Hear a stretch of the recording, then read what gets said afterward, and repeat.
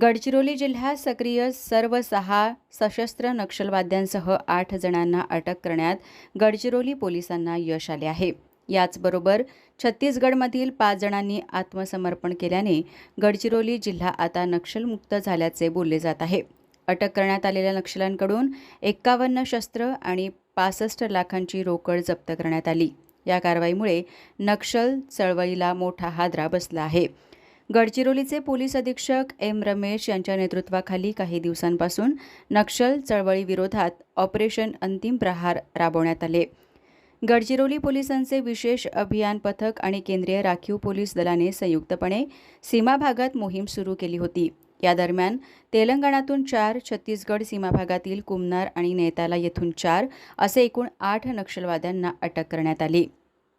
यामध्ये राजू उर्फ मंगडू वेको, जनी उर्फ नगी येमला, जयराम गावडे, मुकेश उर्फ लच्छू अवलाम, विजय उर्फ मंगडू तामो, रजिता उर्फ शांबती मडावी, ज्योती उर्फ समिता पोटावी, आमती उर्फ आयती इडमा पोडियाम यांचा समावेश आहे।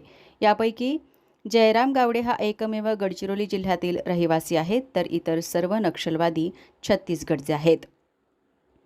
पोलीस नोंदणीनुसार 31 मार्च नंतर गडचिरोलीत केवळ 6 सदस्य सक्रिय होते। त्यापैकी मोनी मडावी हिने छत्तीसगडमध्ये आत्मसमर्पण केले, तर उर्वरित 5 जणांना अटक करण्यात आली। यामुळे गडचिरोली जिल्हा आता संपूर्णपणे नक्षलमुक्त झाला असून सध्याच्या घडीला एकही सशस्त्र नक्षलवादी सक्रिय नाही। अटक करण्यात आलेल्या 8ही नक्षलवाद्यांवर एकूण 64 लाखांचे बक्षीस होते। यावेळी 5 नक्षलवाद्यांनी आत्मसमर्पण केले। यामध्ये मधु उर्फ राकेश वेदा, जीवन उर्फ जग्गू मडकाम, रजनी उर्फ दुर्गा धुर्वा, मंगळी कुरसाम, नक्षली पुणेम, लक्ष्मी पुणेम यांचा समावेश आहे।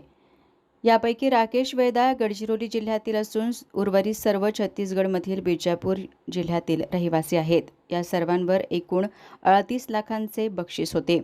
मिळालेल्या माहितीनुसार नक्षलवाद्यांनी घातपाताच्या उद्देशाने मोठ्या प्रमाणात लपवून ठेवलेला शस्त्रसाठा आणि तब्बल 65,34,000 रुपयांची रोख रक्कम पोलिसांनी जप्त केली।